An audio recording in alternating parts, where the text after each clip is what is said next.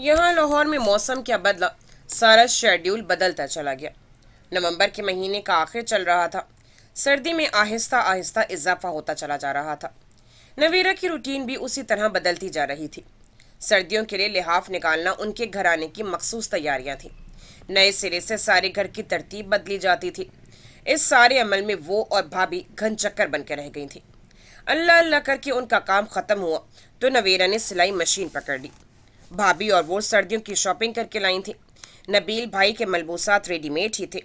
एक दो सूट सिलवाने वाले थे जो उन्होंने अपने दर्जी को दे दिए थे। अलबत्ता बाकी सबके कपड़ों की सिलाई की जिम्मेदारी नवेरा के जिम्मे थी। सबके दो दो सूट थे। सबसे पहले उसने अम्मा के कपड़े सिए। एक दिन में ही काम खत्म हो गया। अगले दिन उसने भाभी के कपड़ों की कटिंग की। अपने और गुड़िया के कपड़ों के लिए उसे कुछ मटेरियल खरीदना था। उसने भाभी को कहा तो उन्होंने उसे रिमशा को फोन करके बुलवाकर साथ जाने को कहा। पता नहीं वो फारिग भी होगी कि नहीं, तुम फोन करके देख लो, हो सकता है फारिग ही हो।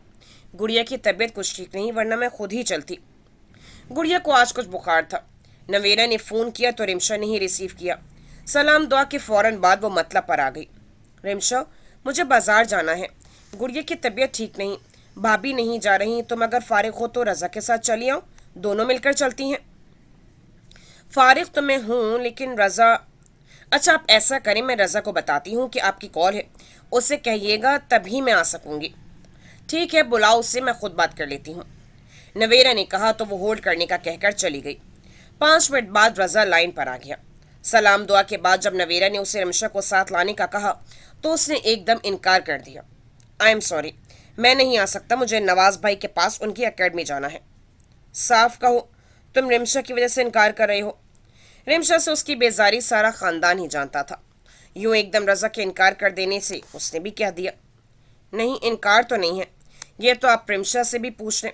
नवाज भाई की एकेडमी जाने की सज़ा अब्बू के ज़रिए इसी की नाफिज करदा है। ज़रा भी ताखिर हो जाए तो नवाज भाई फ़ौरन अब्बू को रिपोर्ट कर देते हैं। और आप अच्छी तरह जानती हैं, मैं अब्बू को कभी शिकायत का मौका नहीं देना चाहता। उसका लहजा अगरचे तल्ख था मगर सच्चा था। नवेरा चुप हो गई। ठीक है, तुम 5 मिनट निकाल के अकेडमी जाते हुए रिमशा को हमारे यहाँ छोड़ भी तो सकते हो, हम दोनों बआसानी जा सकती हैं। प्लीज़ अच्छे भाई होना, इनकार नहीं करना। मेरा आज बाजार जाना बहुत ज़रूरी है, वरना फिर कितने दिन लग जाएंगे। अच्छा, मैं देखता हूँ। ना चाहते हुए भी वो मान गया। वो नवेरा को इनकार नहीं कर सकता था, ये तो वो भी जानती थी। ठीक 15 मिनट बाद गेट पर रजा के बाइक का हॉर्न सुनाई देने लगा। अम्मा गेट खोलने गई, रजा बाहर से चला गया। अलबत्ता रिमशा साथ ज़रूर थी। थैंक्स गॉड तुम आई, वरना तो रजा से कुछ बैद ना था। रिमशा से हाथ मिलाते हुए वो कह रही थी। रिमशा ने बगौर देखा।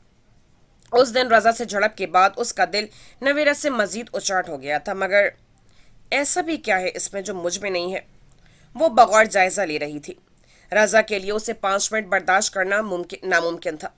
कहाँ वो नवेरा के कहने पर उसे छोड़ने चले आया था। वो तो शुक्र था कि वो बाहर से ही चला गया, वरना वो ज़रूर कुछ उल्टा सीधा बोलती।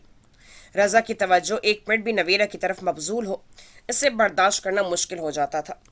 नवेरा चादर अच्छी तरह अपने गिर्द लपेटे, बैग कंधे पर डाले तैयार थी। कुछ खाओगी पियोगी? भाभी ने पूछा तो रिमशा ने नफ़ी में सर हिला दिया। आओ फिर चलते हैं, 3 बज रहे हैं, बाजार में भी कुछ वक्त लगेगा, शाम से पहले घर भी आना है। नवेरा ने शॉपिंग बैग थाम लिया, जिसमें सूटों की कतरनें और कटिंग पीस थे, जिन पर छपाई भी करवानी थी और कुछ मैचिंग का मटेरियल भी खरीदना था। बाजार पहुंचकर पहले नवेरा ने कपड़ों पर छपाई करवाई, फिर मुतल्लिका मटेरियल लिया जिसमें नलकियां, लेसें, धागे वगैरह शामिल थे। उसके बाद उसे चंद और ज़रूरी मैचिंग की चीज़ें ली। इन सब में उन्हें 2 घंटे लग गए। मुझे अपने कॉलेज की जर्सी और शॉल खरीदनी है, साथ में घरेलू इस्तेमाल के 1-2 सूट लेने हैं। मार्केट के अंदर चलते हैं, वहाँ अच्छी वैरायटी मिलती है। रिमशक की बात पर वो दोनों मार्केट के अंदर आ गई थी। उसने अपनी खरीदारी की। एक जर्सी के बदले 2 जर्सियाँ ली। शॉल के अलावा जूते और घरेलू सूट और दीगर कॉस्मेटिक्स की रोज़मर्रा की अशिया ली थी। यहाँ से क्या लेना है? नवेरा का ख्याल था कि वो सब कुछ खरीद चुकी है, लेकिन उसे जेंट्स की दुकान में दाखिल होते देखकर रुक गई। आप आए ना, मुझे रजा के लिए कुछ लेनी है, पप्पू ने पैसे दिए थे कि ले आना। उसने रजा के लिए 3 शर्ट्स और जीन्स ली, उसके अलावा कफलिंग्स और 2 टाइयों के साथ टाई पेन भी। वहाँ उनको काफ़ी वक्त लगा। रिमशा को कोई भी चीज़ पसंद नहीं आ रही थी। अपनी शॉपिंग उसने मिनटों में की थी, लेकिन रज़ा के लिए हर चीज़ वो देखभाल कर ले रही थी। उसके हर अंदाज में रज़ा के लिए बेपनाह मोहब्बत झलक रही थी। नवीरा दिल ही दिल में मुतासिर हुई। सारा कुछ पैक करवा कर वो दोनों वहां से निकल आई। रज़ा के लिए रिमशा ने हर चीज़ अपनी पसंद से ली थी। बास चीज़ों के लिए नवीरा ने मशवरा दिया तो पसंद आने के बावजूद रिमशा ने वो चीज़ें नहीं ली थी। ये बात नवीरा ने भी नोट की, मगर उसने टोका नहीं था कि इन मामलात में बाज़ लड़कियां हद से ज़्यादा जज्बाती होती हैं, और रिमशा की रज़ा से निस्बत और मोहब्बत सारा ख़ानदान जानता था। बहुत लकी है रज़ा, जिससे तुम जैसी मोहब्बत करने वाली लड़की मिल रही है। टैक्सी की तलाश में इधर उधर देखते नवेरा ने कहा। रिमशा के होंठों पर एक जहरीली मुस्कुराहट आ ठहरी। तलखी से नवेरा को देखा और फिर सख्ती से होंठों को भींच गई। मुबादा कुछ तल्ख न कह दे। काश ये हकीकत रज़ा भी जान ले। वो शराब के पीछे भाग रहा है। काश मैं उसे बता सकती। रिमशा ने अपने लब भींच लिए थे। नवेरा ने बखूबी महसूस किया कि उसे कुछ अजीब सा महसूस हुआ था, लेकिन रज़ा अभी कम उम्र और जज्बाती सा लड़का है। वक्त के साथ साथ उसमें ठहराव आ जाएगा। तुम उसके मुतालिक टेंशन न लिया करो। बहुत से लड़के शुरू में इस तरह रिश्ता तय हो जाने पर शाकी हो जाते हैं, मगर फिर रफ्ता रफ्ता हकीकत को कबूल कर लेते हैं। वो भी कर लेगा। रिमशा के चेहरे की तलखी और लब भींच लेने से नवेरा यही समझी कि वो हर्ट हुई है, इसीलिए उसे समझाने लगी। एक बात तय है नवेरा आपी, मेरे और रज़ा के दरमियान जिसने भी आने की कोशिश की ना, तो मैं उसके साथ बहुत बुरा करूंगी। मैं किसी चीज़ पर सब्र कर लेने वाली लड़की नहीं हूँ। जो चीज़ मेरी है वो बस मेरी है। मैं किसी दूसरे वजूद की मुदाखलत गवारा नहीं करूँगी। रज़ा जिन ख्यालों में ज़िंदगी गुजार रहा है और जिन आसमानों पर उड़ रहा है, उससे कह दीजिएगा उस शराब से बाहर निकल आए, वरना मुंह के बल गिरेगा। उसकी आवाज़ रुंध गई। नवीरा ने एक गहरी सांस ली। उससे रिमशा पर तर्स भी आया और प्यार भी। ताहम उसने कुछ भी कहने से इज्तनाब किया कि उसकी मजीद हौसला शिकनी ना हो। सड़क पर कोई सवारी नहीं मिल रही थी। मगरिब की आज़ान वहीं खड़े खड़े हो गई। आहिस्ता आहिस्ता अंधेरा फैलने लगा तो नवीरा परेशान हो गई। उफ, इतनी देर हो गई, नमाज भी कज़ा हो गई है, अब ना जाने कब सवारी मिलेगी। यहाँ से तो शायद मुमकिन नहीं था। चलें मेन रोड पर चलते हैं, शायद कोई सवारी मिल जाए। रिमशा की बात पर उसने सर हिलाया। थोड़ा थोड़ा करके भी उनके पास कितना सामान हो गया था। अभी वो दोनों मेन रोड पर पहुंची ही थीं कि एक गाड़ी उनके सामने आकर रुकी। तुम दोनों यहाँ इस वक्त? खिड़की के शीशे से झांकते चेहरे को देखकर दोनों एक लम्हे को पजल हुई, फिर संभल भी गईं। यहाँ शायख जुमान को देखकर दोनों ही हैरान थी। आप? वर्ड 14 में नवेरा का कुछ चेहरा छुपा हुआ था, जबकि रिमशा का चेहरा नुमाया नजर आ रहा था। शायद इसीलिए शायख जुमान के लिए उन्हें पहचानना आसान हो गया था, वरना वो अकेली होती तो वो उन्हें कभी न पहचानता। यहाँ क्यों खड़ी हो तुम दोनों? हम शॉपिंग के लिए आई थी, सवारी नहीं मिल रही थी, इसीलिए यहाँ आ गए कि शायद कोई सवारी मिल जाए। नवेरा खामोश रही, जबकि रिमशा नहीं बताया। अकेली आई थी? वो पूछ रहा था। रिमशा ने सर हिलाया। आओ बैठो, मैं ड्रॉप कर दूंगा। शारिक ने रुख मोड़ कर पिछला दरवाज़ा खोल दिया, साथ ही फ्रंट डोर भी। तुम आगे बैठ जाओ, मैं पीछे बैठ जाती हूँ। नवेरा ने रिमशा के हाथ से सामान लेकर पिछली सीट पर रख दिया और खुद भी बैठ गई। रिमशा भी उसके साथ बैठने लगी तो उसने कहा, शारिक जुमान का जो इमेज खानदान भर में बना हुआ था, इसी बिना पर रिमशा उससे अच्छा खासा खौफ खाती थी, लेकिन अब नाचार उसे फ्रंट सीट पर बैठना ही पड़ा। सारा रास्ता खामोशी में गुजरा। शारिक ने गाड़ी नवेरा के घर के सामने रोकी तो रिमशा फौरन बाहर निकली। आप अंदर नहीं आएंगे? उससे बाहर गाड़ी खड़ी करते देखकर नवेरा ने पूछा। वो उससे मुखातिब नहीं होना चाहती थी, मगर रवादारी भी किसी चीज़ का नाम है। आता हूँ, तुम दोनों चलो, मैं ये सामान ले आता हूँ। उसे सामान समेटते देखकर शारिक ने कहा तो वो खामोशी से रिमशा के साथ अंदर चली आई। शारिक जब सामान लेकर अंदर आए तो नवेरा दुपट्टा ओढ़कर लाउंज में बैठी पानी पी रही थी। अस्सलाम वालेकुम। लाउंज में सभी थे, नबील भाई, अम्मा और भाभी वगैरह। शारिक ने सबको मुश्तरका सलाम किया। अम्मा से प्यार और नबील से मुसाहिफा करके उसे शॉपर्स टेबल पर धर दिए। ये तुम दोनों को कहाँ मिल गया? नबील भाई ने हैरान होते हुए नवेरा को देखकर पूछा। हम वापस आ रहे थे, सवारी नहीं मिल रही थी, तभी मेन रोड पे ये मिल गए। भाभी रिमशा को पानी का ग्लास थमाकर अम्मा के पास जा बैठी। मैं तो ऑफिस से सीधा घर की तरफ जा रहा था तो रिमशा पर नजर पड़ गई। बगौर देखा तो पता चला कि नवेरा भी है। गाड़ी रोक कर पूछा तो मालूम है सवारी नहीं मिल रही थी। शारिक नबील से बातों में मसरूफ हो चुका था। वो किचन में चली आई। جلدی سے اس نے شارق کے لیے ایک گلاس اورنج شیک بنایا۔ ٹرے میں ایک گلاس رکھ کر وہ ابھی کچن سے نکلی نہیں تھی کہ پیچھے سے رمشا چلی آئی۔ کیا کر رہی ہیں؟ رمشا کو وہاں مردوں میں بیٹھنا اچھا نہیں لگا تھا، تبھی ادھر آ گئی۔ کچھ نہیں، تم ایسا کرو، شارق بھائی کو یہ دو، پیاس لگی ہوگی۔ اتنی دیر میں ٹیبل پر کھانا لگاتی ہوں، کھانے کا وقت ہو رہا ہے۔ بھابھی نے تقریباً سبھی کچھ تیار کر رکھا ہے، تم اب کھانا کھا کر ہی جانا۔ انکل تو لیٹ ہی آئیں گے تمہیں لینے، میں فون کر دیتی ہوں۔ رمشا چلی گئی تو اس نے جلدی سے برتن نکالے۔ بھابھی چلی آئیں تو دونوں نے مل کر ٹیبل لگائی۔ بھابھی، فی الحال میرا کچھ بھی کھانے کا موڈ نہیں ہو رہا، میں کمرے میں جا رہی ہوں۔ رمشا کو اچھی طرح کھانا کھلائیے گا۔ پچھلی دفعہ جب شارق ان کے ہاتھ آیا تھا تو اس کی آنکھوں کی عجیب سی کیفیت نے نویرا کو اپنی جگہ بہت کانشیس کر دیا تھا۔ اسے شارق کی آنکھوں کے زاویے جب بھی یاد آتے تھے، اس کے اندر ناگواری کی کیفیت سے سرایت کر جاتی تھی، اور اب بھی اس کا دل ٹیبل پر سب کی موجودگی میں کھانے کو نہیں چاہ رہا تھا۔ نہ جانے کیوں نویرا کے دل میں شارق زمان کی جانب سے ایک گرہ سی پڑ گئی تھی۔ کمرے میں آ کر وقت دیکھا، عشاء کی اذانیں ہو چکی تھیں۔ وضو کر کے اس نے جائے نماز بچھائی۔ مغرب کی قضا اور عشاء کی دونوں نمازیں ساتھ ادا کر کے وہ دعا مانگ رہی تھی جب رمشا چلی آئی۔ میں شارق بھائی کے ساتھ گھر جا رہی ہوں، گھر فون کیا تھا، رضا تو لینے نہیں آئے گا۔ انکل کو اب رات گئے کیا تکلیف دوں؟ میں نے کہہ دیا کہ میں کسی کے ساتھ خود ہی آ جاؤں گی۔ اب شارق بھائی جا رہے ہیں تو میں نے کہہ دیا مجھے چھوڑ دیں، آپ کو سلام کرنے آئی تھی۔ تم اکیلی شارق بھائی کے ساتھ جاؤ گی؟ تو اور کیا، ظاہر ہے اکیلی ہی جاؤں گی۔ نہیں، میرا مطلب ہے تمہیں اکیلے نہیں جانا چاہیے، تم نبیل بھائی کے ساتھ چلی جانا، میں انہیں کہہ دیتی ہوں۔ تم شارق بھائی کے ساتھ مت جاؤ۔ اس کا انداز قطعی تھا۔ اس کی یہ بات سن کر رمشا حیران ہو گئی۔ مگر میں تو انہیں کہہ چکی ہوں۔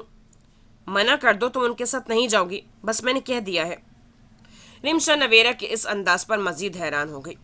لیکن کیوں؟ رمشا کو نویرا کے یوں حق جتانے پر تھوڑی حیرت ہوئی۔ مجھے ان پر قطعی اعتماد نہیں ہے، مجھے ان کی آنکھوں میں دیکھتے ہوئے عجیب سا خوف آتا ہے۔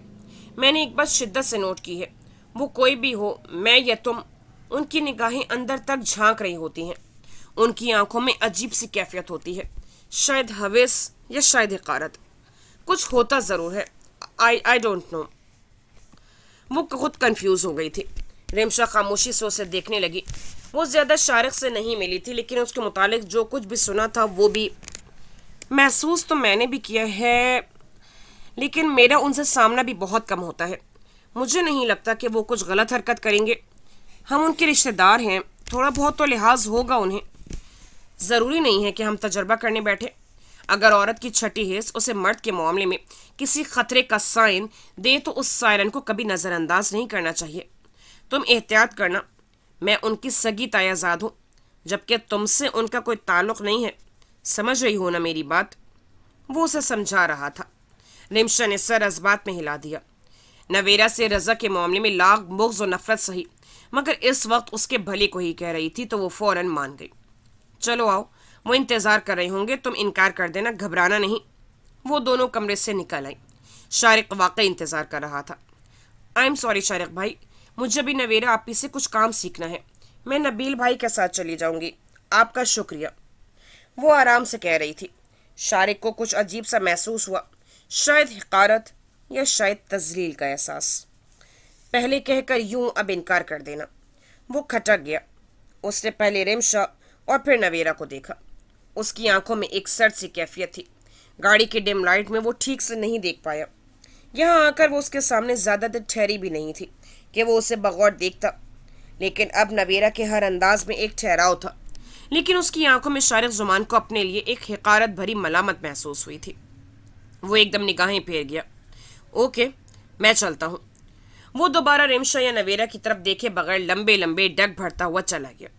نویرا نے سر جھٹکا اور خاموشی سے اپنی شاپنگ چیک کرنے لگی جو ابھی بھی ٹیبل پر پڑی ہوئی تھی۔ رمشا اس کے پاس ہی بیٹھ گئی۔ وہ وہاں سے نکل تو آیا، لیکن اب شارق زمان کے اندر ایک الاؤ سا جل اٹھا تھا۔ یوں لگ رہا تھا کوئی چیز دل و دماغ کو کچو کے لگا رہی ہے۔ نویرا احسان، اس نے تنفر سے سوچا۔ آج بہت عرصے بعد اس کے اندر وہی پرانی تلملاہٹ بیدار ہوئی تھی۔ I will kill you. I will kill you. لڑکھڑاتے وجود سے اس نے بیڈ پر دھری ہر چیز تہس نہس کر دی۔ کتنے دن ہو گئے تھے وہ اپنے آپ کو سنبھال رہا تھا۔ یہ لڑکی عجیب انداز میں اس کے دل میں اترتی جا رہی تھی۔ یوں کہ اب ہر طرف ہر وقت نویرا ہی نویرا دکھائی دیتی تھی۔ اس کی آنکھیں، اس کی صاف شفاف پیشانی، اس کی باتیں، اس کا دوپٹہ اوڑھنے کا انداز۔ وہ اس کی کزن تھی، بارہا ان کے گھر آ چکی تھی، مگر اس نے آج تک اس کا بے ترتیب دوپٹہ نہیں دیکھا تھا۔ اس کے انداز میں ہر وقت عجیب سا رکھ رکھاؤ، وقار اور تمکنت سی ہوتی تھی، اور یہی چیز شارق زمان کے دل کے تاروں کو چھیڑتی تھی، یوں کہ وہ اسے چھو کر محسوس کرنے کو مچل اٹھتا تھا۔ نویرا نواز کی منگیتر ہے، اس سے کوئی سروکار نہ تھا۔ بس ایک دفعہ اس کے دل میں اس لڑکی کو بہت قریب سے دیکھنے کی خواہش بارہا جاگی تھی، اور ہر بار اسے خود سے لڑنا پڑتا، مگر آج شارق زمان کو نویرا کی آنکھوں میں اپنے لیے حقارت اور نفرت دکھائی دی تھی۔ اس نے اور رمشا نے گھر ڈراپ کرنے کی آفر قبول کر لی تھی، مگر گھر میں ایک جھلک کے بعد اسے دکھائی نہیں دی تھی۔ رمشا کے ہاتھ سے اورنج شیک پیتے، ٹیبل پر کھانا کھاتے، بعد میں نبیل سے تھوڑی دیر گپ شپ لگاتے۔ ہر آہٹ پر اس کا دل مچلا تھا، اس کی مزید ایک جھلک دیکھنے، اور وہ دکھائی بھی دی تھی۔ رمشا نے اسے گھر ڈراپ کر دینے کو کہا تھا، وہ اس کا انتظار کر رہا تھا، اور جب وہ واپس آئی تو آ کر انکار کر دیا۔ اس کے انکار میں شارق زمان کو ایک بے اعتمادی اور بیزاری کی جھلک محسوس ہوئی، اور پھر نویرا کی آنکھوں میں جھانکتے اسے ایک پل میں اپنا آپ مجروح ہوتے لگا۔ کتنی ہچک محسوس ہوئی تھی، اس لیے وہ چپ چاپ وہاں سے نکل تو آیا، لیکن گھر میں آتے ہی اس کی برداشت ختم ہو گئی تھی۔ نویرا کی آنکھوں کی حقارت شارق زمان کو بری طرح مسترد ہونے کا احساس دلا رہی تھی۔ اسے زندگی میں پہلی دفعہ کوئی صنف نازک بھائی تھی، اور قسمت کی کیا ستم ظریفی تھی، وہی اس کے لیے بری طرح شکست کا سبب بن گئی تھی۔ نویرا میں نہ جانے ایسی کیا خاص بات تھی جو دل ہر بار بری طرح اس کی طرف کھینچتا تھا۔ کمرے کی ہر چیز پر اپنا غصہ نکال کر وہ بے دم ہو کر بستر پر گر گیا۔ یہ ناانصافی میرے ہی ساتھ کیوں کیا نویرا نے میرے ساتھ ایسا؟ کیوں؟ اس کا ہر جذبہ بہت شدت لیے ہوئے تھا۔ وہ نفرت کرتا تھا تو شدت سے، وہ دوستی کرتا تھا تو شدت سے، اور اب یہ پسندیدگی۔ پتہ نہیں یہ پسندیدگی محبت تھی کہ نفرت، مگر شارق زمان کے اندر طلب بن کر ابھر رہی تھی۔ اشتعال تھا کہ بڑھتا ہی جا رہا تھا۔ اپنی کیفیت سے وہ خود بھی بے خبر تھا، نہ جانے وہ شدتوں کے کس مقام پر تھا، اس کے جذبے کن چاہتوں کے آئینہ دار تھے۔ یہ چاہتوں، یہ شدتوں کا کون سا درجہ تھا وہ نہیں جانتا تھا، مگر اتنا ضرور سمجھ پا رہا تھا کہ ہر آہٹ پر اس کا دل نئے انداز میں دھڑکا تھا۔ ہر نظر چاہتوں کی پیامبر تھی۔ اپنی کیفیت، اپنی محبت کچھ بھی تو نہیں سمجھ پا رہا تھا، بس ذہن میں صرف یہی تھا کہ وہ سخت انداز میں بری طرح ہرٹ ہوا تھا۔ نویرا نے جس طرح بد اعتقادی کی نگاہ کی تھی، اور امشا کے انکار نے جو شگاف روح پر ڈالا تھا، اس شگاف سے اس کی روح بلبلا اٹھی تھی۔ نویرا، اس کی آنکھوں کے سامنے آدھا چھپا چہرہ آ سمایا تھا۔ جذبات کا تراتم بہت بفرا ہوا تھا۔ پہلے درد اور تھا، لیکن اب درد اور تھا، مگر رقص لگنا وہی تھا۔ نویرا اس کے اعصاب پر اس بری طرح کیوں حاوی ہو چکی تھی وہ نہیں جانتا تھا، اور نہ ہی جاننے کی کوشش کی تھی، مگر اتنا ضرور سمجھ رہا تھا کہ نویرا کی ذات اس کے لیے بہت اہمیت اختیار کر دی جا رہی ہے۔ یوں کہ وہ ذرا سی بھی جھلک نہ دکھائے تو وہ بھڑک اٹھتا ہے، اس کے اندر اشتعال خیز مادہ پھوٹ پڑنے کو بےتاب ہو جاتا ہے، ہر چیز کو تہس نہس کر دینے کو تیار ہو جاتا ہے۔ وہ گنگناتی ہوئی کچن سے نکلی، لیکن لاؤنج میں شائستہ بیگم کو فون پر مصروف دیکھ کر رک گئی۔ اتنا سب کچھ ہو گیا اور زرش نے مجھے بتایا تک نہیں۔ ان کی دکھ بھری آواز پر زرش ٹھنک گئی۔ یا خدا، اب کیا کر دیا میں نے؟ وہ دل ہی دل میں پریشان ہو گئی۔ یہ سب طاہرہ نے قیصر آپا سے کہا تھا۔ او خدا، اسی ڈر سے میں اسے وہاں جانے سے منع کرتی تھی، لیکن زرش نے بھی حد کر دی۔ پتہ ہے نا طاہرہ کی فطرت کا کیوں زبان چلائی اس نے۔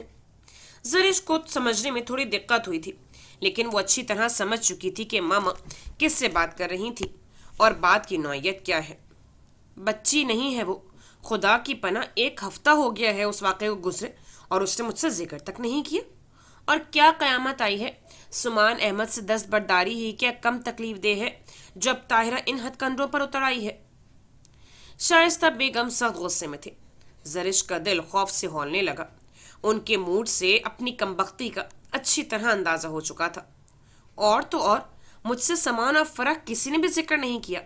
چند دن پہلے آئے تھے تینوں بہن بھائی، زرش اور نوشی کو لے کر سی سائڈ گئے تھے، بالکل نارمل تھے، مجھے بھی اندازہ نہ ہو سکا۔ زرش کا زاویہ تھوڑا سا مختلف تھا، لیکن میں نے یوں ہی ٹال دیا کہ میرا وہم بھی ہو سکتا ہے۔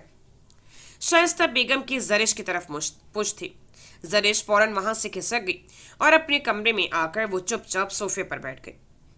उस दिन ताया अम्मी ने जो भी कहा और जवाबन जरिश ने जो भी कहा, सिवाय नौशीन या ताया की फैमिली के कोई नहीं जानता था। लेकिन ये बात छुपी रहने वाली तो न थी। अम्मी का खौफ था, जिसने उसे शाइस्ता बेगम के सामने कुछ भी कहने से रोके रखा था। वरना क्या वो नहीं जानती थी कि ये बात उनको किसी न किसी तरह पता चल ही जाएगी। वो कमरे में बैठी अभी उलझ ही रही थी जब एकदम दरवाजा धकेल कर शाइस्ता बेगम अंदर दाखिल हुई थी। जरिश फौरन उठ खड़ी हुई। मामा। शाइस्ता बेगम बगौर उसे देख रही थी। जरिश ने खुद को संभाला। तुम उस दिन जब ताहिरा के यहाँ गई थी तो क्या हुआ था? सख्त तहक्कुम भरा अंदाज था जिसमें कतई लचक न थी। इस मामले में वो इसी तरह सख्त थी। जरिश का दिल लर्जा। मामा, किस दिन? क्या बात है? उसने टालने को जबान खोली ही थी, लेकिन शाइस्ता बेगम के तेवर देखकर चुप रह गई। आपको जब सब कुछ पता चल ही गया है तो फिर मुझसे क्यों पूछ रही हैं? मुजरिमाना सा अंदाज था। शाइस्ता बेगम ने तासुफ भरी निगाह डाली। बड़ी शर्म की बात है, वहां इतना कुछ हो गया और तुमने मुझसे जिक्र करने की जरूरत भी महसूस न की।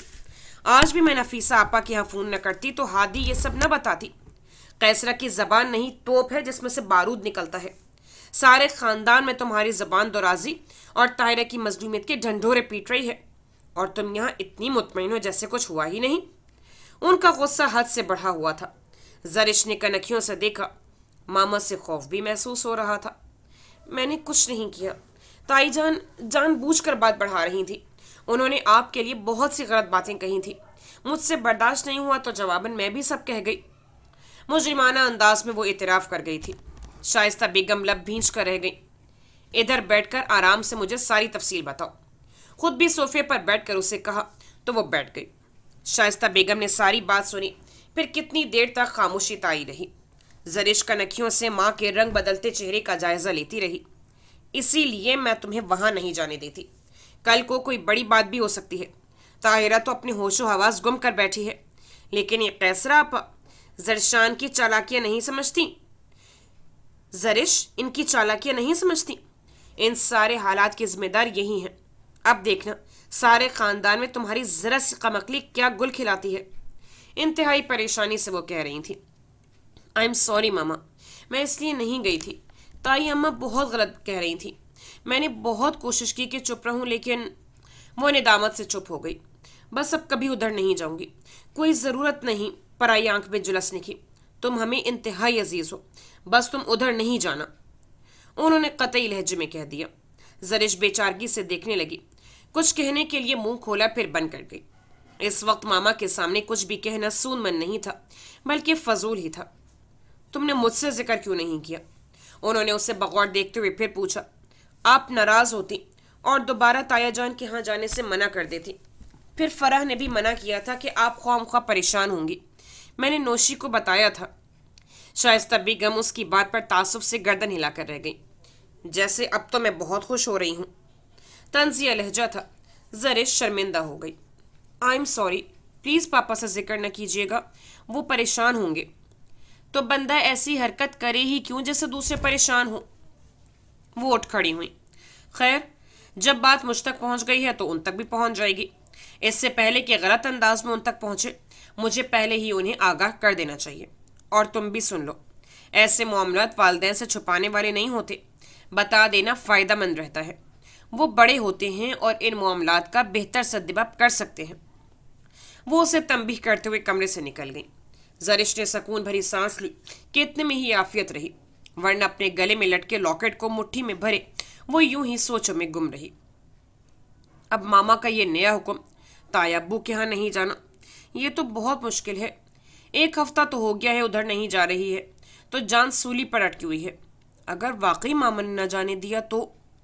वो नई सोच लेकर उलझ गई। मैं सुमान भाई से बात कहूंगी मामा ने उनके यहाँ आने से मना कर दिया है। वो ताया अब्बू से बात करेंगे और ताया अब्बू की बात मामा कभी नहीं टाल सकती। मामा तो किचन में गई होंगी, अभी फोन करती हूँ। अपनी सोच पर अमल दरामद करने के लिए वो फौरन कमरे से निकल आई। पहले मामा की किचन में अच्छी तरह मौजूदगी कंफर्म करके वो लाउंज में आ गई। सुमान अहमद का मोबाइल नंबर मिलाते हुए वो इंतहाई मोहतात थी। कॉल जा रही थी, फिर सुमान अहमद ने कॉल रिसीव कर ली। अब उसकी मसरूफ सी आवाज़ सुनाई दे रही थी।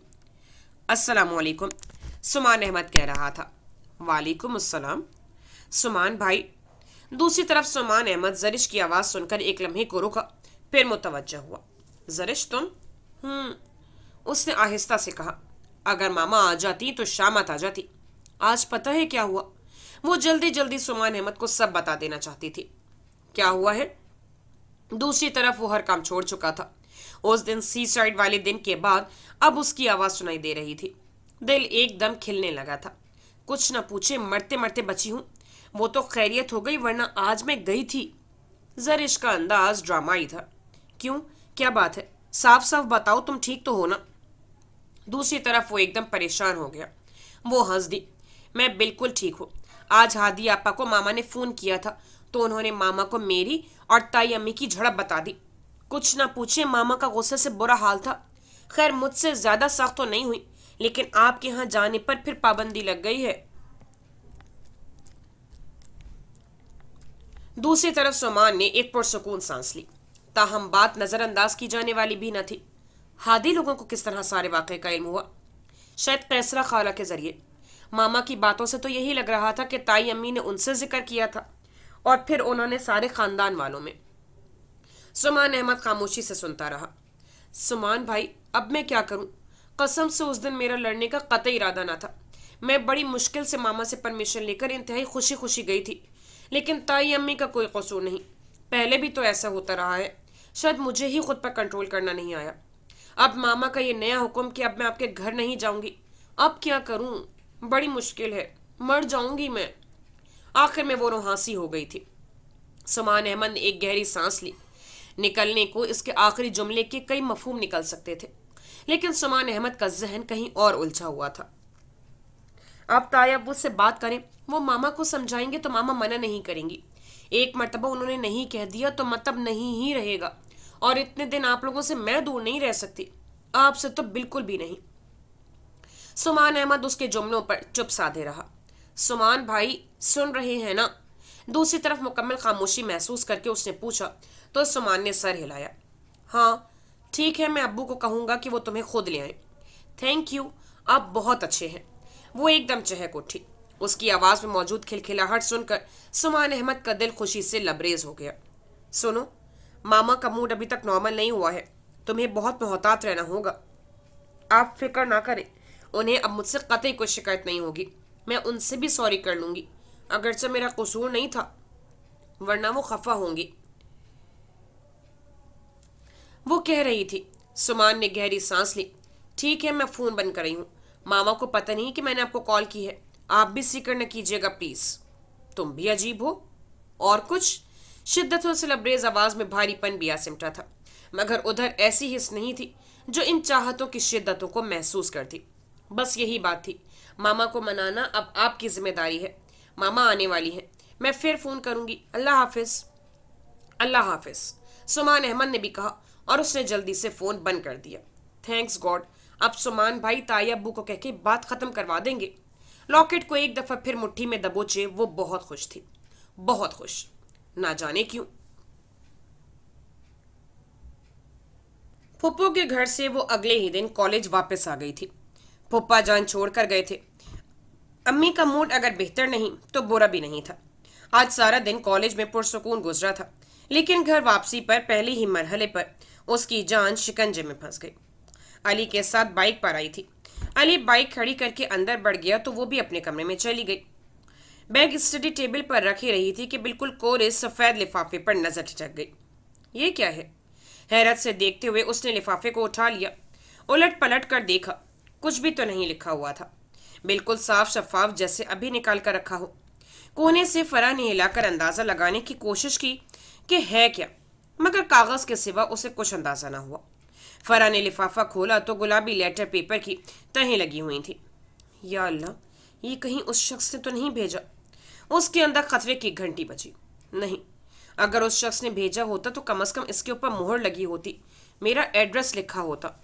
कागज़ खोलने से पहले वो शशोपंज में थी कि खोले कि नहीं, मगर जब मुझे फूल और कार्ड मिला था तब भी बैरूनी लिफाफा बिल्कुल कोरा था और अब भी। लेकिन ये कागज़। فرح کے باقاعدہ ہاتھ کانپنے لگے۔ ڈرتے ڈرتے اس نے کاغذ کھولا۔ لاکھ پردوں میں رہوں بھید میرے کھولتی ہے، شاعری سچ بولتی ہے۔ فرح پہلی دو لائنوں پر ہی ٹھٹک گئی۔ اتنی صاف شستہ لکھائی جیسے ہر لفظ موتی میں پرویا ہو۔ یہ لکھائی وہ الجھ کر رہ گئی۔ سر جھٹک کر اس نے پھر پڑھنا شروع کیا۔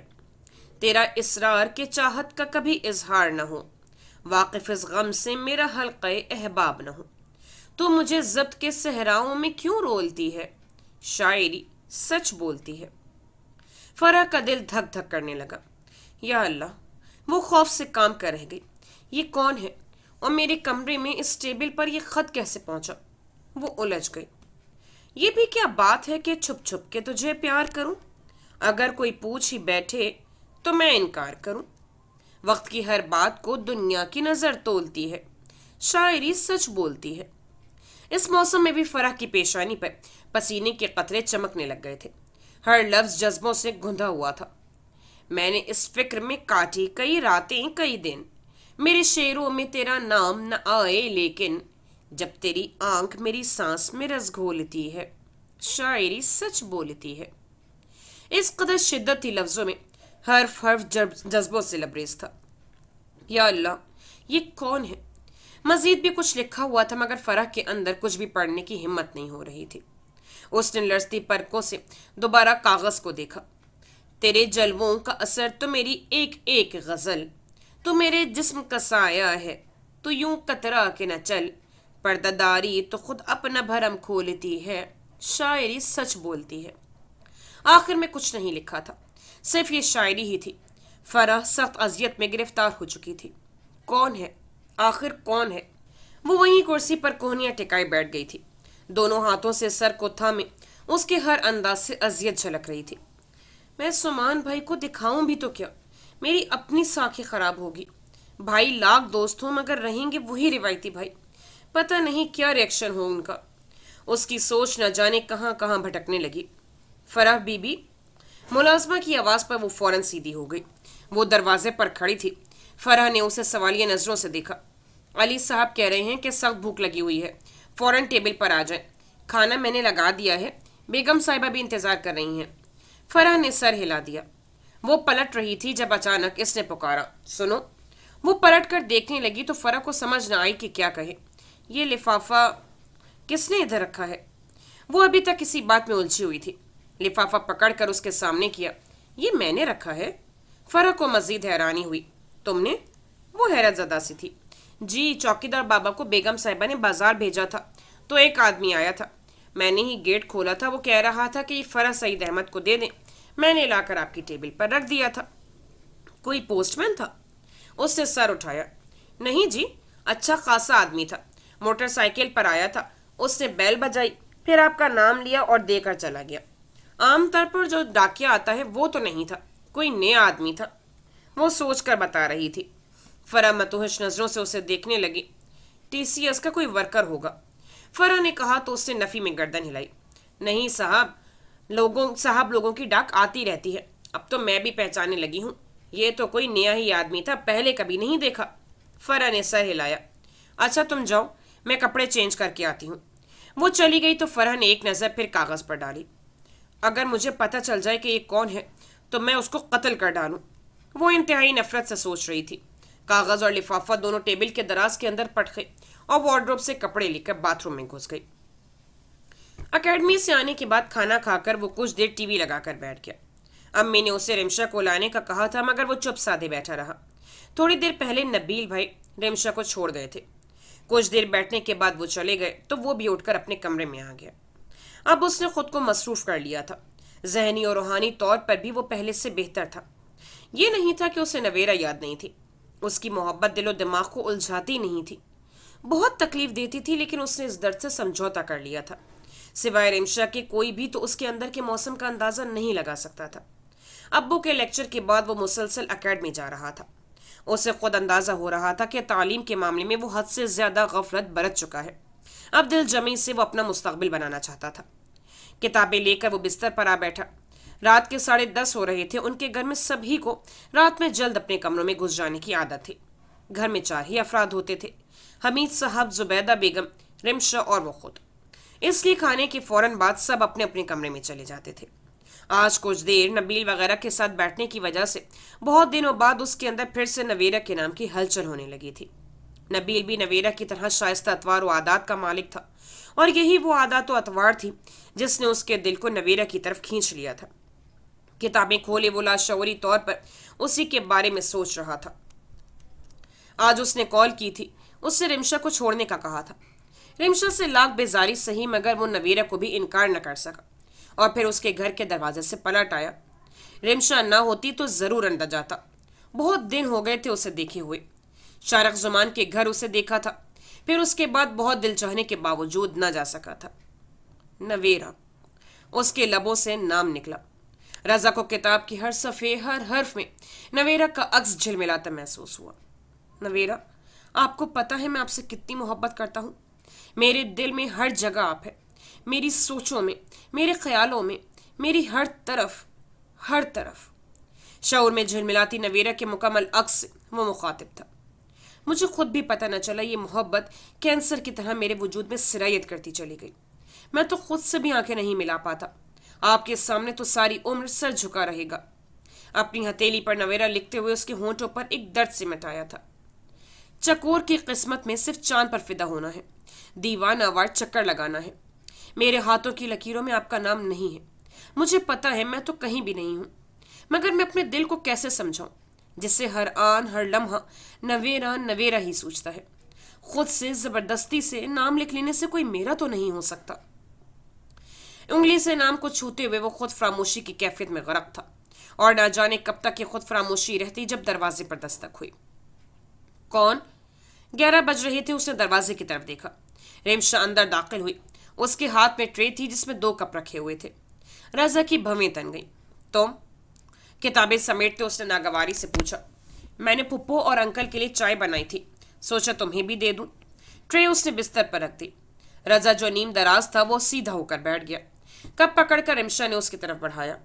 رضا نے کچھ کہنا چاہا مگر پھر چائے کا مگ تھام لیا۔ رمشا نے خوشگوار حیرت سے رضا کو دیکھا۔ وہ اسے ہی بغور دیکھ رہا تھا۔ وہ جلدی سی پلکوں کی چلمن گرا گئی، رخسار سرخ ہو گئے۔ رضا نے ناگواری سے منظر دیکھا۔ محبوب کی ایک ذرا سی بے توجہ کی نگاہیں بھی کسی طرح گل رنگ کر دیتی ہیں۔ رمشا کو اپنے چہرے سے حرارت پھوٹتی ہوئی محسوس ہوئی۔ عرصے بعد رضا کی بھرپور نگاہ اس پر پڑی تھی۔ اپنا مگ لے کر وہ سائڈ پر رکھی کرسی پر جا بیٹھی۔ رضا کو رمشا کی یہ حرکت ناگوار تو گزری، مگر اس وقت وہ کسی بھی قسم کی دھما چوکڑی کے لیے تیار نہ تھا۔ خاموشی سے اس نے مگ لبوں سے لگا لیا۔ چائے اچھی بنی ہے، رضا نے ایک گھون بھرتے ہوئے کہا۔ تم نے پوچھا نہیں شاپنگ کیسی ہوئی؟ رمشا نے اپنے بیٹھنے کی توجیہ پیش کر دی تھی۔ رضا نے گہری سانس لی۔ اپنے کمرے میں اس کی موجودگی بے مقصد تو نہ تھی۔ یہ خواتین کا شعبہ ہے، میں بھلا کیا پوچھ سکتا ہوں؟ تلخی اب بھی برقرار تھی۔ رمشا نے واضح طور پر اس کی تلخی محسوس کی۔ میرا خیال ہے کہ تمہیں پوچھنا چاہیے تھا کہ نویرہ آپ ہی کے ساتھ شاپنگ کرنے گئی تھی۔ رمشا اپنی فطرت سے باز نہیں آئی تھی۔ رضا نے سختی سے لب بھینچ لیے۔ جی چاہا کہ چائے کا یہ گرم بھرا ہوا کپ رمشا کے خوبصورت سرخ و سفید چہرے پر انڈیل دے، جو اسے اذیت پہنچانے کا کوئی بھی لمحہ ہاتھ سے جانے نہیں دیتی تھی۔ بڑی مشکل سے اس نے خود پر قابو پایا۔ تو پھر نہایت نپتلا انداز تھا۔ رمشا نے صرف ایک نگاہ کی۔ رضا کھا جانے والی نظروں سے گھور رہا تھا۔ وہ نگاہیں پھیر گئی۔ نویرہ میں ایسی کیا بات ہے جو مجھ میں نہیں؟ اپنے مگ پر شہادت کی انگلی پھیرتے وہ پوچھ رہی تھی۔ رضا کے دل کے تار جھلملائے، ایک انتشار سے اندر تک پھیلتا چلا گیا۔ اس نے جھنجھلا کر مگ سائڈ ٹیبل پر پٹاخ دیا۔ یہ لڑکی باز نہیں آئے گی، اسے کوفت ہونے لگی۔ اگر ایسی ہی الٹی سیدھی گفتگو کرنی ہے تو فوراً میرے کمرے سے نکل جاؤ۔ وہ اس سے زیادہ خود پر کنٹرول نہیں کر سکتا تھا، سو جارحانہ انداز میں کہہ رہا تھا۔ رمشا نے ایک نگاہ بھر کے اسے دیکھا۔ انتہائی غصے میں بھی وہ دل کے تاروں کو چھیڑ رہا تھا، جبکہ وہ تو تھی ہی اس کی دیوانی۔ میں تو سیدھی سادی گفتگو کرنے آئی تھی، مگر جانے کہاں سے ہمارے درمیان نویرہ آ جاتی ہے، اور پھر نویرہ کے سوا کچھ اور رہتا ہی نہیں۔ روندھی ہوئی آواز میں وہ کہہ رہی تھی۔ رضا نے بمشکل خود کو کچھ تلخ کہنے سے روکا۔ یہ صرف تمہاری ذہنی اختراع ہے، وہ اور کیا کہہ سکتا تھا؟ اور میں تمہاری زندگی میں کہاں ہوں؟ جھلملاتی آنکھیں اٹھا کر وہ اس سے پوچھ رہی تھی۔ रजा लब भींचे खड़ा रहा और फिर चेहरा मोड़ लिया। कहीं भी नहीं। रिमशा रजा के चेहरा मोड़ने पर टूट सी गई। खुद कलामी का अंदाज था। रजा खामोश रहा। आज नवेरा के साथ शॉपिंग करते वक्त कितनी दफा मेरा दिल चाहा था कि मैं किसी दुकान से तेजाब खरीद कर उसके मुंह पर उंडेल दूं। अगर मैं नहीं तो वो भी नहीं। रिमशा। रजा रिमशा की इस कदर जज्बातियत पर चीख उठा। देखा कितनी तकलीफ हुई है तुम्हें, मुझे भी होती है, इतनी ही इससे भी ज्यादा जब तुम उसके लिए इस तरह रिएक्ट करते हो। वो शिद्दत पसंदी की इंतहा पर थी। न जाने चाहते क्या थी। यह तो सिर्फ शिद्दतें थी। वो भी उससे कुछ कदमों के फासले पर खड़ी थी। राजा ने सर झटका जैसे वो ला इलाज पागल हो। तुम पागल हो। तुमसे सर खपाने से बेहतर है इंसान किसी दीवार पर सर दे मारे। वो बोला भी तो फाड़ खाने वाले अंदाज में, शिद्दत पसंदी लिए हुए। और तुम्हारी नवीरा साहिबा अक्ले कुल है, खानदान की सादतमंद तमीजदार सुलझी हुई बेटी। जो भी आता है तारीफें करता चला जाता है। नवीरा ये है वो है और तुम। वो रुक गई। तुम्हारे नजदीक मैं पागल हूँ? हाँ मैं पागल हूँ, तुमसे मोहब्बत करती हूँ, ये मेरा पागलपन है। काश मैं नवीरा को कुछ कह सकती। सिर्फ और सिर्फ तुम्हारी वजह से मैं उसे कुछ नहीं कहती, कुछ भी नहीं। इंतहाई ख्वाहिश के बावजूद उसके मुंह पर थूक भी नहीं सकती और उसकी अम्मा भी वाली नसीहतें सुन लेती हूँ। वो हजियान बक रही थी। रजा इंतहाई बर्दाश्त तो जब से सब सुनता रहा। मेरा ख्याल है तुम अपने हवास में नहीं हो। नवेरा के साथ वक्त गुजार कर आई हो। नवेरा का हवा कुछ ज्यादा ही तुम्हारे सर पर सवार हो चुका है। इस तरह के ड्रामे करके तुम मेरे दिल में नफरत तो काश कर सकती हो, मोहब्बत नहीं। वो इंतहाई नफरत से कह रहा था। रेमशा के दिल को कुछ हुआ। वो उसके लिए अपना आप मिटाती जा रही थी और वो था कि जानना चाहती हो कि नवेरा में ऐसी क्या खास बात है जो तुम में नहीं। वो जैसे एकदम बिफर उठा उसके हजियान बकने पर। तो फिर सुनो। उसने रिमशा का बाजू दबोचा तो चाहे छलक कर रिमशा के हाथ को जलाती कपड़ों को भी खराब करती चली गई। उसमें तुम जैसी अदाएं नहीं हैं, तुम्हारी जैसी गंदी कमीनी फितरत नहीं रखती, उसमें तुम्हारी जैसी बेबाकी नहीं है। उसका किरदार ऐसा है कि इंसान की निगाहें हया और अदब से झुक जाए। जबकि तुम्हें तो इस बात की भी परवाह नहीं कि तुम इस वक्त मेरे कमरे में हो, मेरे सामने यूं बेबाकी से इजहार मोहब्बत कर रही हो। नफरत है मुझे तुमसे, समझी? नफरत है। उसने झिंझोड़ कर उसका बाजू छोड़ दिया। रिमशा बेयकीनी से उसे देखने लगी। किस कदर नफरत से उसने उसे धुतकार दिया था। तुम क्या जानो मोहब्बत क्या होती है? तुम तो मोहब्बत के हिज्जे तक नहीं जानती। कोई भी मर्द किसी भी औरत के मुंह से मोहब्बत का इजहार सुनकर उस औरत को तमगे नहीं पहनाएगा, नफरत से धुतकार देगा। सुना तुमने? रजा ने उसे दो कौड़ी ककड़ने में कोई कसर नहीं छोड़ी थी। वो बस उसे देखती ही जा रही थी। जाओ यहां से। आइंदा रात के वक्त मेरे कमरे में आने की कतई जरूरत नहीं। नवेरा से तुम नफरत करती हो, ठीक है, मगर तुमने कभी नवेरा को एक लफ्ज भी कहा या किसी भी किस्म की तकरीबकारी की कोशिश की तो हमारे दरमियान ये जो नाम निहाद ताल्लुक है ना, इसे ख़त्म करने में एक सेकंड भी नहीं लगाऊंगा। इंतहाई भेपरा हुआ तेज भरा अंदाज था। तुम। रिमशा ने सख्ती से कुछ कहना चाहा लेकिन रजा ने उसे बाजू से पकड़कर बाहर की तरफ धकेला। दफा हो जाओ यहां से। तुम जो भी करना चाहती हो बाहर जाकर करो, जो भी बकवास करनी है बाहर रहकर करो, मेरे कमरे में आने की जरूरत नहीं। उसे दरवाजे से बाहर धकेलते हुए उंगली उठाकर तंबीह करते खटाक से दरवाजा बंद कर दिया। रिमशा की बदजुबानी, हजियान, बदकलामी ने रजा को इंतहाई अजियत पहुंचाई थी। चाय से भरा कप उठाकर उसने दीवार पर दे मारा। छनाके की आवाज से कप तो टूटा था मगर चाय दीवार के साथ कालीन को भी गुलरंग कर गई थी। I hate you Rimsha, I hate you. बिस्तर से ट्रे उठाकर उसने कोने में पटक दी। रिमशा उसके अंदर की आग को नए सिरे से फिर दहका गई थी। वो नवेरा के नाम के जज्बों को थपक थपक कर सुलाता था और रिमशा के एक ही वार से वो फिर नए सिरे से बिलबिला उठते थे। इस वक्त भी रजा को अपने तन मन धन जलता हुआ महसूस हो रहा था। अंदर फिर से नए सिरे से आग ही आग दहकती महसूस हो रही थी। नवाज यूनिवर्सिटी से जल्दी फारिग हो गया था।